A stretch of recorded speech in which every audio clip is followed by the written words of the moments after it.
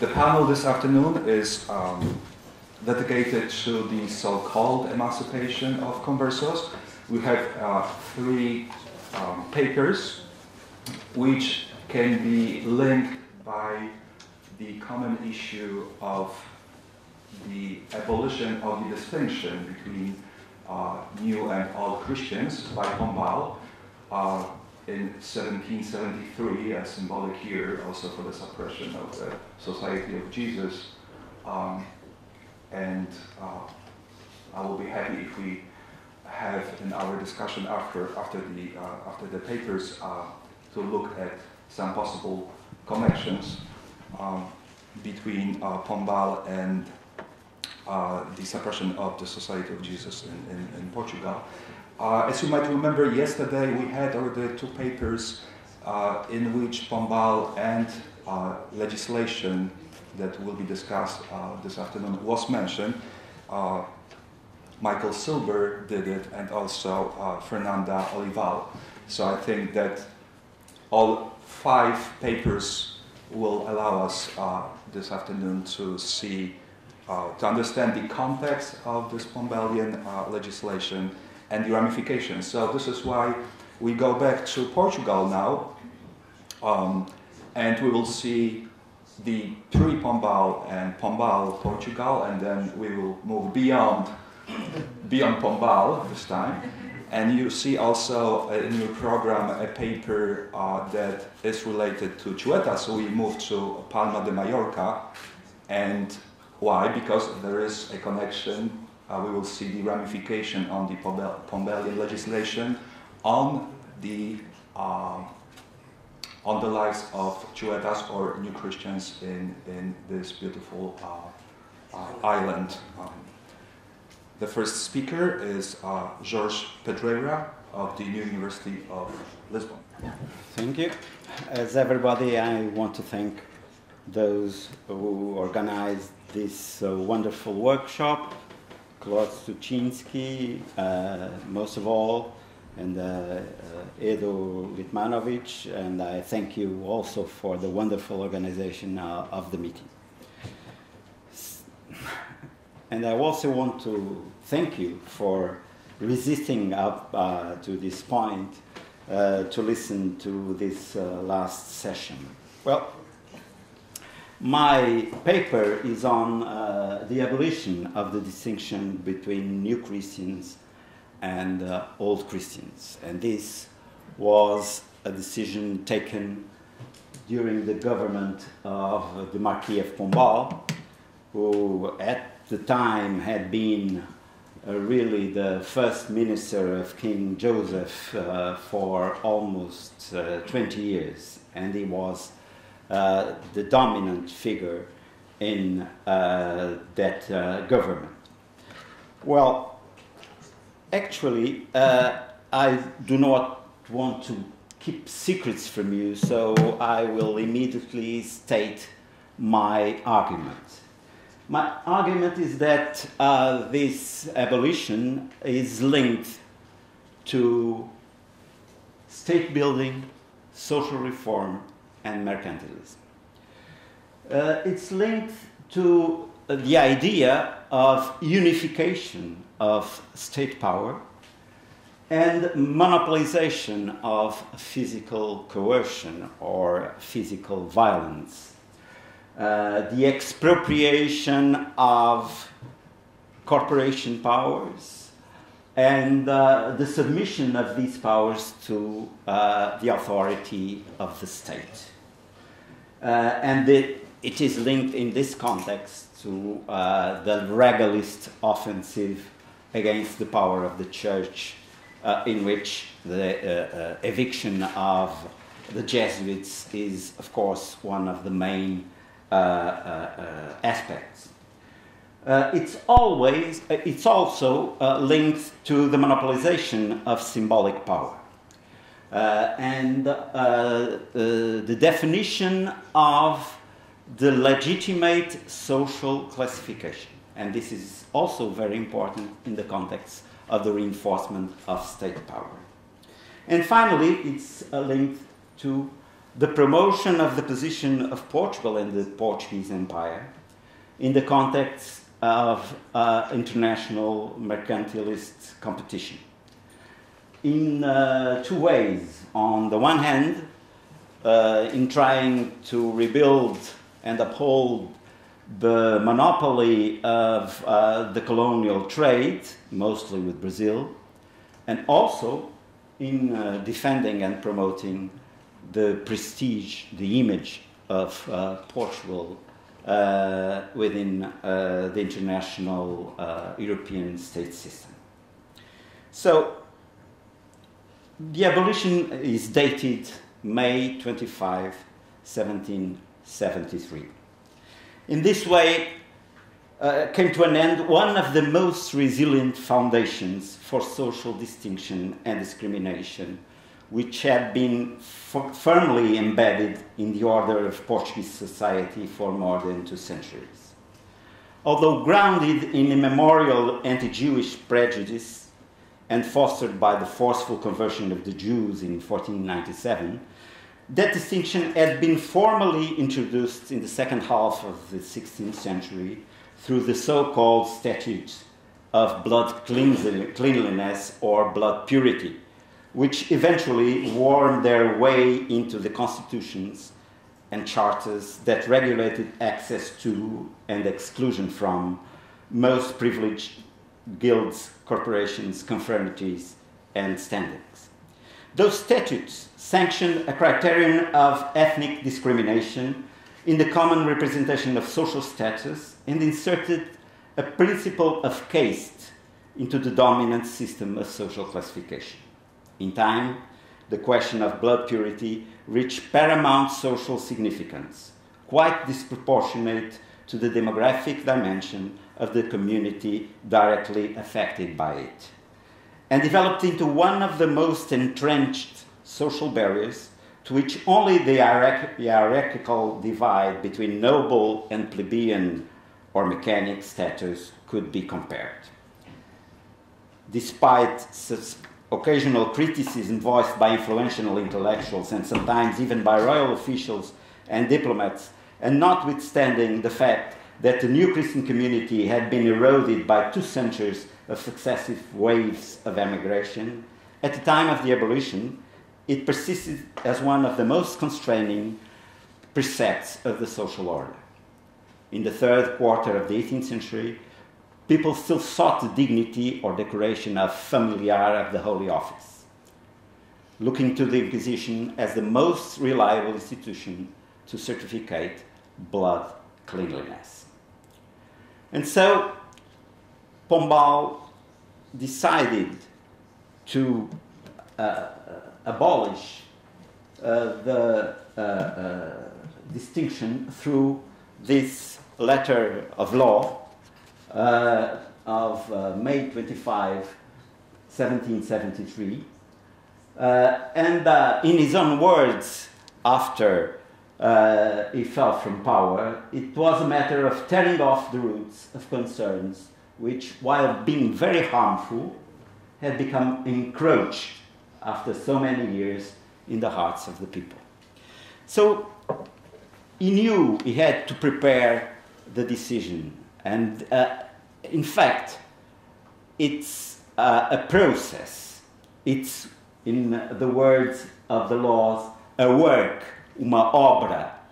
The word in English does not convey the meaning, so it's uma obra, not a common work, which took 6 years to materialize.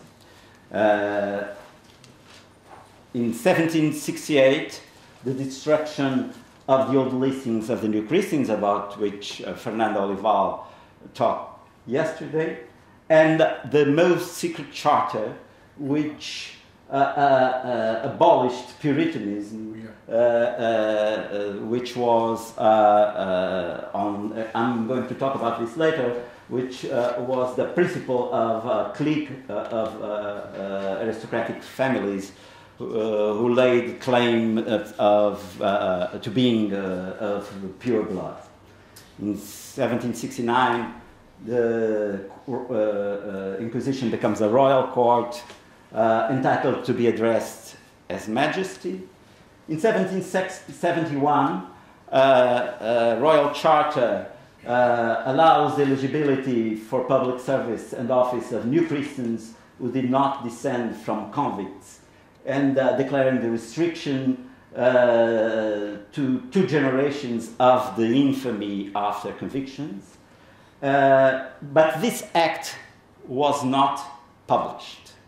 It was supposed to be recorded in the tribunals, whose presidents should organize an oath of the ministers in which they would swear that they would observe the law without any interpretation, change, extension, or restriction whatsoever. But it was not published. Then in 1772, you have the publication of the Compêndio Histórico of the State of the University of Coimbra, where the doctrine, the historical explanation about the origins of the distinction is affirmed, and which then, in the new statutes published in the next year, on the basis of the Compêndio Histórico, also precludes this distinction to be used in the recruitment for the most important dignities of the university. And then after the abolition in 1774, you have another law which, to use the words of the law itself, puts the last stamp on a work that has given as much glory to the church of this kingdom as credit to the Portuguese nation. And this law eradicates 2 abuses which persisted in the spirits alienated by the precedent concerned. And only those who had been sentenced to capital punishment incurred in the confiscation of property, and infamy was restricted to their sons and grandsons. In the same year, finally, the new regime of the Inquisition, in which the submission of the Inquisition to royal authority is clearly stated. Sentences of capital punishment demand royal confirmation. The property confiscated is going to the royal treasury and no longer to the fiscal receipts of the tribunal. No more public acts of faith, and the means of defense of the accused and the opponents of the process are much improved. So it is in fact a process which takes 6 years. Well, the law, despite this preparation, takes a full legal procedure, and it is prepared by the consultation of 3 tribunals: the Royal High Court, the Mesa da Consciência e Ordens, which regulated the attribution of distinctions, and the Holy Office itself. And I am not going to into the details of these consultations, but there are some aspects, almost all of the conclusions of the consultations were incorporated by the law of 1773, but there are some details which are interesting, mostly in the case of the consultation of the Holy Office. The Holy Office was, of course, concerned about its own role, and so the consultation explains why, in the first place, it was instituted. But it was also worried with the reputation that the distinction had made on the tribunal itself. And so they were trying to say that this was a matter of misinformation. But anyway, they saw the opportunity of the abolition as a way of improving the reputation of the tribunal itself.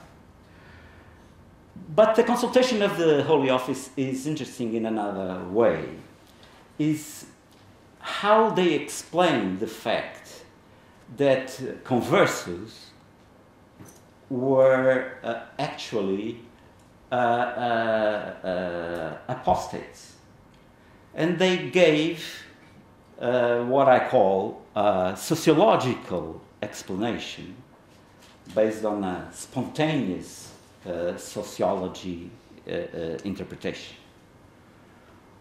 What really they are saying is that they are going back to their old religion because they are mistreated by Christians.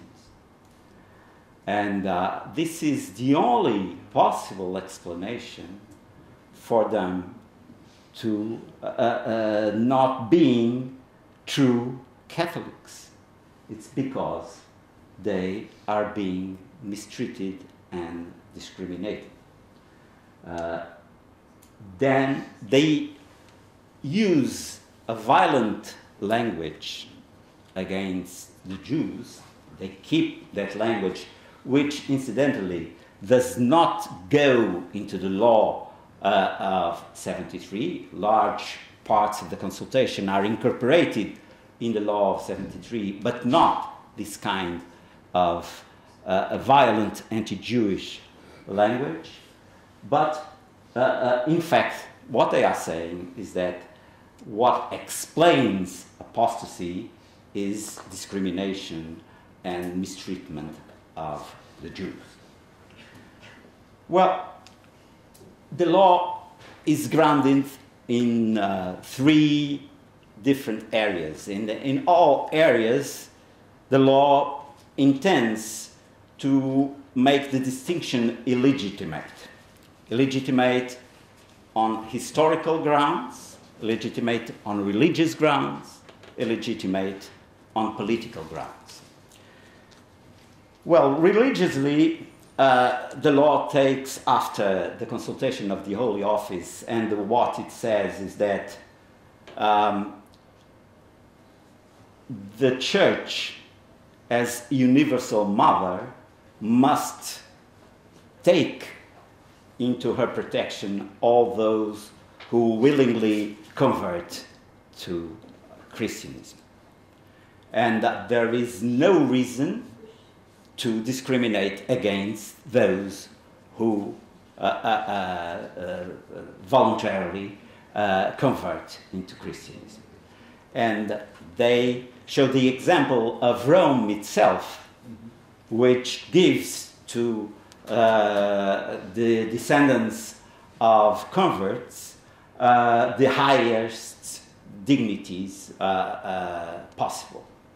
So this is the main argument from a religious point of view. And historically, the law accepts the arguments of the Royal High Court.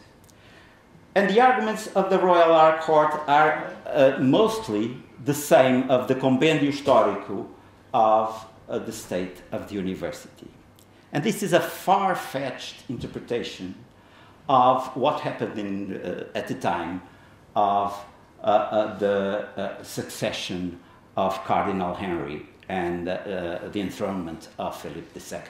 What they say is that the Jesuits, to help Philip of Spain becoming king and to remove his last opponent, had invented the distinction, or reinvented the distinction, as a way of removing Dom Antonio because he was said to be of New Christian descent from his mother.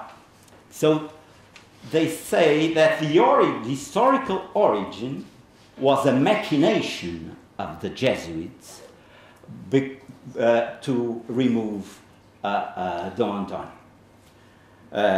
This is something which appears in the Compendium Historic, but not in any previous laws or texts. For instance, in the Catechism of anti-Jesuit Pombaline literature, which is the Dedução Cronológica e Analítica, there isn't the faintest suggestion of this interpretation.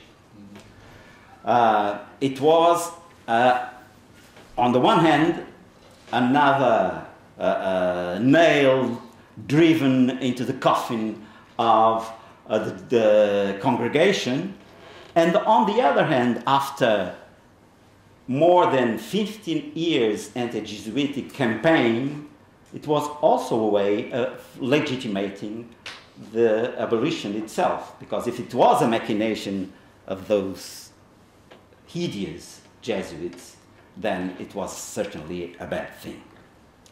Finally, on political terms, the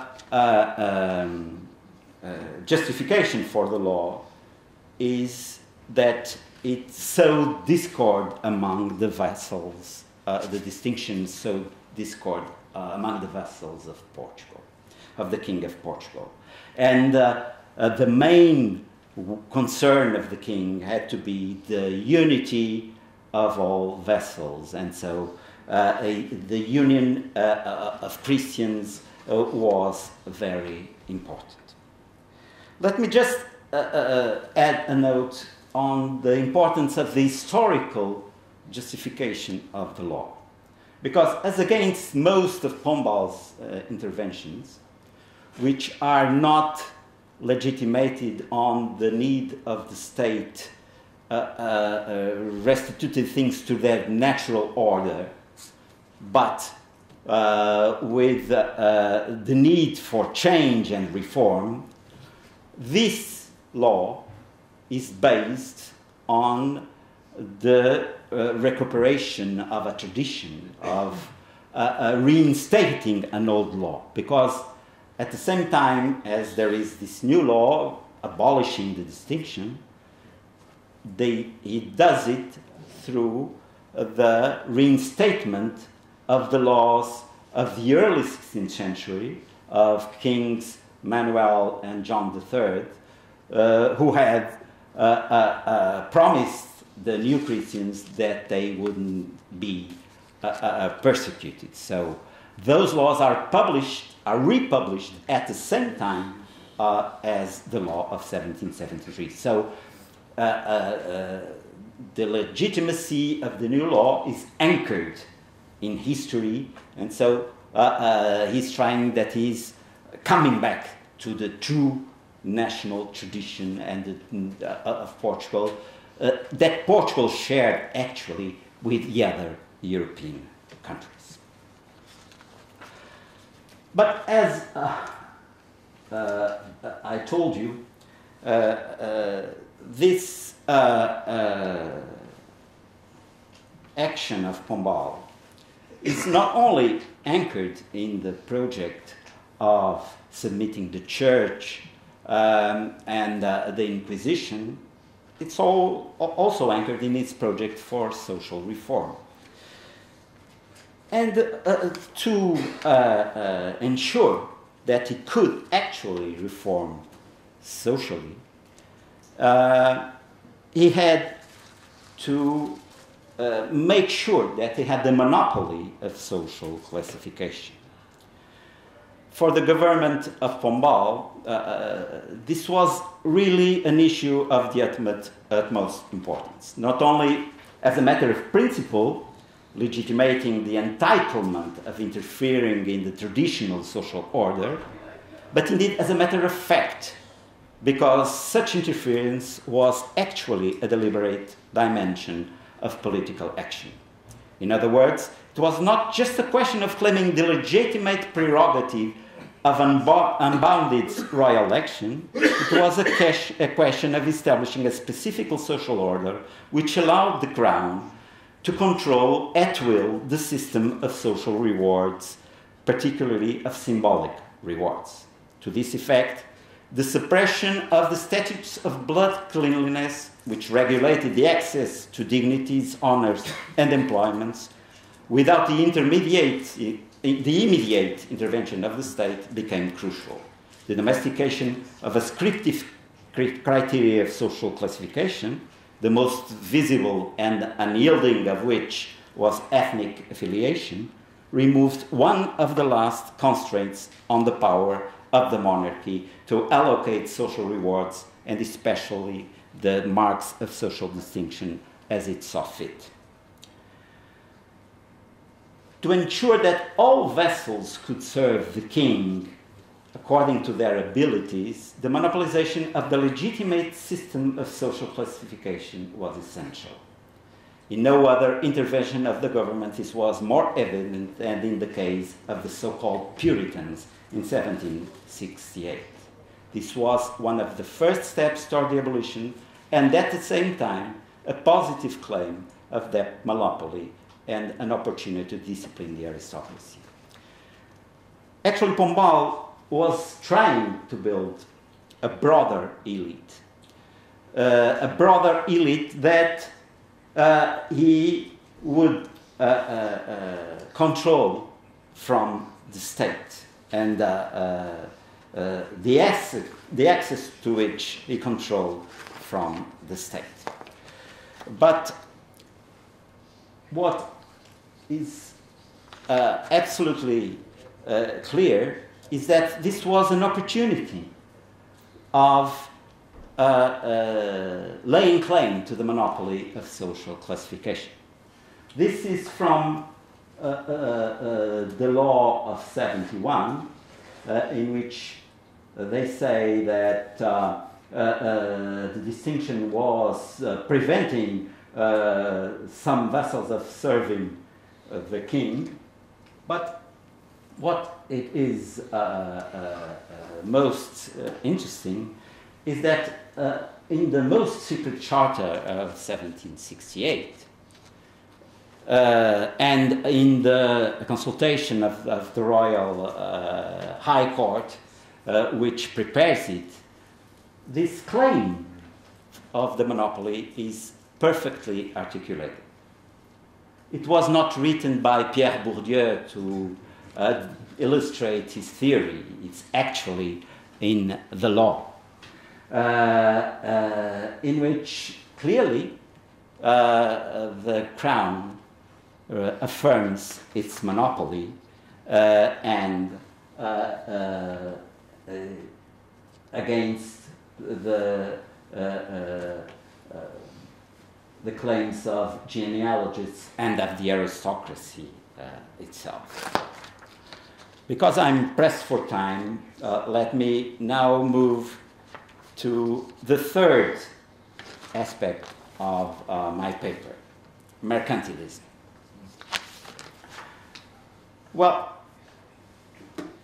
I think that we may go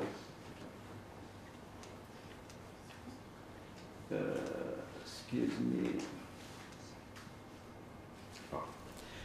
We may go to a letter of the English special envoy to his minister on the project of Pombal. I think there is no better description of that project than the words this English envoy to do that. Actually, what Pombal was trying to do was he was trying to secure the Portuguese monopoly over the trade with Brazil and to build a group of merchant capitalists who could take that trade on their own account without resorting to the credit of the English. And this, of course, he did with some typical mercantilist policies, such as the ascriptive allocation of resources through companies, royal contracts, and so on.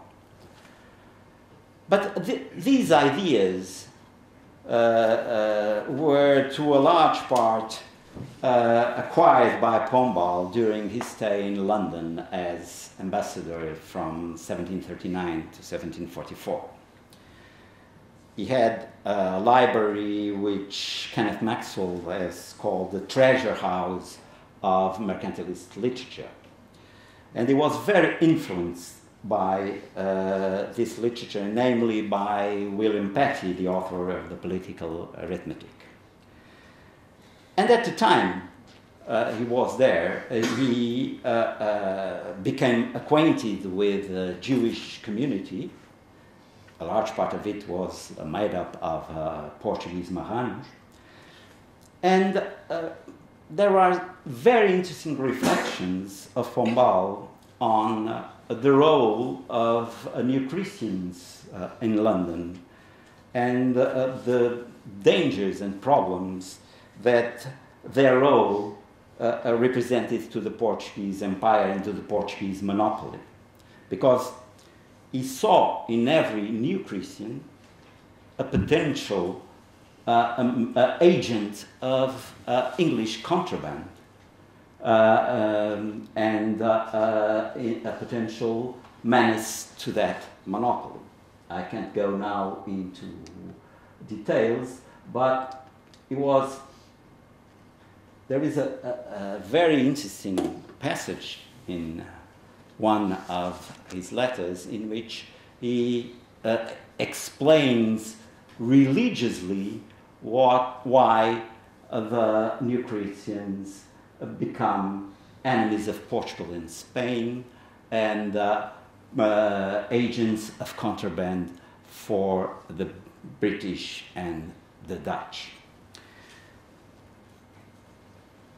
And so the problem of New Christians becomes a political problem from the outset. And there is a very interesting note of Pombal about William Petty and his contribution. William Petty, when reflecting on the advantages of Holland, and is comparing Holland to France, says, well, most of trade is usually in the hands of those who do not profess the religion of the majority. And the advantage of Holland, the first advantage of Holland, is liberty of conscience. And about this, Pombal has a very interesting comment, is that liberty of conscience amongst us is not practicable. Not that it's wrong on canonical terms, but it's not practical. Well, to conclude, let me just say that I'm not saying that Pombal really wanted to establish liberty of conscience in Portugal. It's very difficult to say it, and that abolition was a second best policy due to pragmatic concerns. But I'm also not arguing that Pombal was an enlightened ruler fantasizing of conferring religious tolerance upon a backward conservative Catholic society. On the contrary, if he really nurtured the project of granted liberty of conscience, and it is a bold proposition to say he did, that would have been for equally pragmatic reasons as the context eloquently confirms. What he had in mind was the defense of the Portuguese colonial monopoly and the improvement of the position of Portugal and the Portuguese Empire within the mercantilist international competition. The reference in some of the Pombaline laws to the feelings or dispositions of the most polite or most civilized stations or nations of Europe must be read in the same vein. Pombal picked the cases in which he brought up the European examples at his own discretion. Two were his concerns. On the one hand, he carefully selected the situations that could help him in state building, that is, in unifying the power of the state before the powers of the corporations, namely the church. On the other hand, he grew more concerned about the prestige of the Portuguese nation within the European state system. More and more, international reputation was a resort for the accumulation of symbolic power that could be mainly used in domestic politics, most of all in the relations between the state and the elites. This was another side to the mercantilism orientation he embraced. It has been some time, of course, since Jacob Weiner questioned the notion that the preference of power over plenty is a basic tenet of mercantilism. At any rate, it may be easily reckoned that the minister of King Joseph identified state and society under a holistic perspective, which implied that in the order of worldly things, the collective entity, the state, the nation, the people, had precedence over the individual, the subjects. From where he stood then, the state was his foremost concern.